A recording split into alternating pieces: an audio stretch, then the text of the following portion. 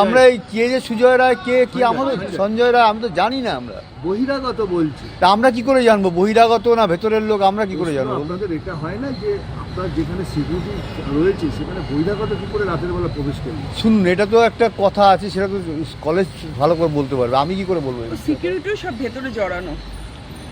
বলছি যে একটা বিষয় সন্দেহ হচ্ছে। মেয়ে কখনো বলেছে যে এই লোককে কখনো ডিস্টার্ব করতে? না না না না না, সেরকম কোনো কথাই হয়নি কোনো। বা বাইরের লোক ঢোকে আসে? না না, এরকম বলেনি কোনো। বলছি যেখানে নিশ্চিদ্র প্রহরা, যেটা বললেন ওর কাকা, আপনার মেয়ের কাকা, হ্যাঁ যে একটা ল্যাপটপ যদি গাড়িতে পড়ে থাকে ড্রাইভার সেই ল্যাপটপ নিয়ে ঢুকতে পারে না তাকে দেওয়ার জন্য দিনের বেলা, হ্যাঁ, আর সেখানেই লোক ঢুকছে বহিরাগত। সেটা এই ব্যাপারে আমরা কি মন্তব্য করবো বলুন? এটা তো সুপার তো বুঝবেন, এটা সুপারের দায়িত্ব ছিল এটা ঠিক রাখার, কিন্তু রাখেননি উনি। বলুন, আপনার মেয়ে যেখানে অনেকদিন ধরে পড়ে, 2 বছর। হ্যাঁ, এখানে চাকরিও করছেন বা কাজ হ্যাঁ। করেন, কর্মরত ছিলেন। এই যে বাইরের থেকে যে এই লোকেরা যে ঢোকে বা কিছু, এরা মানে কখনো কি বলেছে যে খুব মানে পরিবেশ বা এনভায়রনমেন্ট খুব বাজে ছিল, কখনো তাকে না, এরকম আমার মেয়ে সমস্ত কিছু এড়িয়ে চলার চেষ্টা করতো। কেন?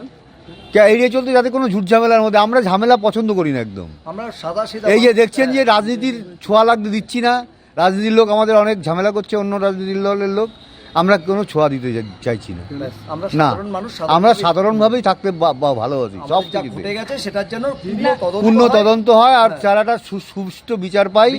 আমরা মুখ্যমন্ত্রীর উপরে টোটাল সম্পূর্ণ আস্থা রেখেছি, মুখ্যমন্ত্রী যা করবেন আমরা সেদিকে